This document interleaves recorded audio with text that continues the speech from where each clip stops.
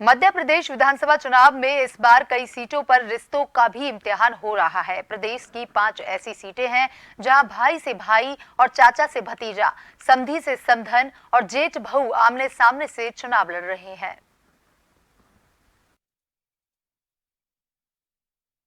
मध्य प्रदेश की कुछ विधानसभा सीटों पर पारिवारिक कलह खुलकर सामने आने लगी है। यहां विरोधी राजनीतिक दल एक ही परिवार के सदस्यों को एक दूसरे के खिलाफ खड़ा कर रहे हैं। 230 सदस्यीय विधानसभा के लिए 17 नवंबर को होने वाले चुनाव में भाई, चाचा और भतीजा, बहनोई और भाभी, ससुर और सास समेत कई रिश्तेदार एक दूसरे के खिलाफ खड़े हैं। विधानसभा के पूर्व अध्यक्ष और नर्मदापुरम से बीजेपी उम्मीदवार सीता शरण शर्मा का मुकाबला अपने भाई और कांग्रेस उम्मीदवार गिरिजा शंकर शर्मा से हो रहा है।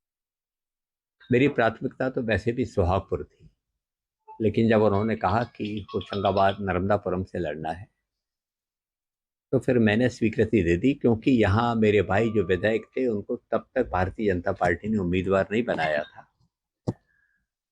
अब घरू फैक्टर को मैंने लागू किया था। मैं नहीं चाहता था कि घर के अंदर चुनाव लड़ूं, लेकिन जब इन्होंने ये परिस्थिति वो भी नहीं रहने दी तो मैं अपनी जिम्मेदारी तो पूरी करूंगा। मुझे अवसर दे रही है पार्टी। देखिए, मुकाबला तो जैसा चुनाव में होता है वैसा ही होगा, क्योंकि यहाँ लड़ाई विचारधारा की है, यहाँ लड़ाई व्यक्ति की नहीं है। और इसीलिए हम तो पार्टी के प्रतिनिधि के रूप में सामने हैं। वास्तव में तो यहाँ लड़ाई दो विचारधाराओं की है।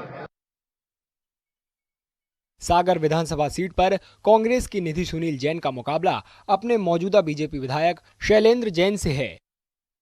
निधि देवरी से कांग्रेस के पूर्व विधायक शैलेंद्र जैन के छोटे भाई सुनील जैन की पत्नी हैं।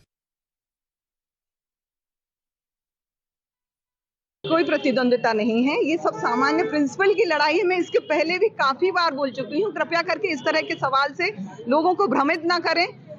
किसी प्रजातंत्र में सबको अधिकार है अपने अपने से पार्टी के सिद्धांतों का पालन करने का। वो अपने सिद्धांतों पर चल रहे हैं, हम अपने सिद्धांत। सागर बदल रहा है और बदलते हुए सागर पे हमें फक्र करना चाहिए। और जो सरकार काम करे, जो जनप्रतिनिधि काम करे, उस जनप्रतिनिधि के साथ जनता भी खड़ी हो जाती है। ये मैं विश्वास के साथ कह सकता हूँ, क्योंकि मैं काम कर रहा हूँ और मैं लगातार चुनाव जीत रहा हूँ।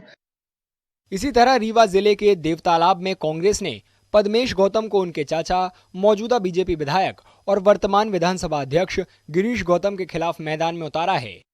पद्मेश गौतम ने इससे पहले पंचायत चुनाव में मौजूदा विधायक के बेटे राहुल गौतम को हराया था।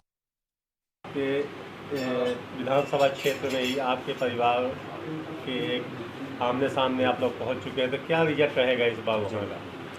रिजल्ट जाना है। रिजल्ट भारतीय जनता पार्टी कमल जीतेगी, उसमें कौन सी बड़ी बात है। रिजल्ट इंतजार करने की क्या जरूरत है। जब 3 दिसंबर को रिजल्ट आएगा, कमल चारों तरफ आएगा।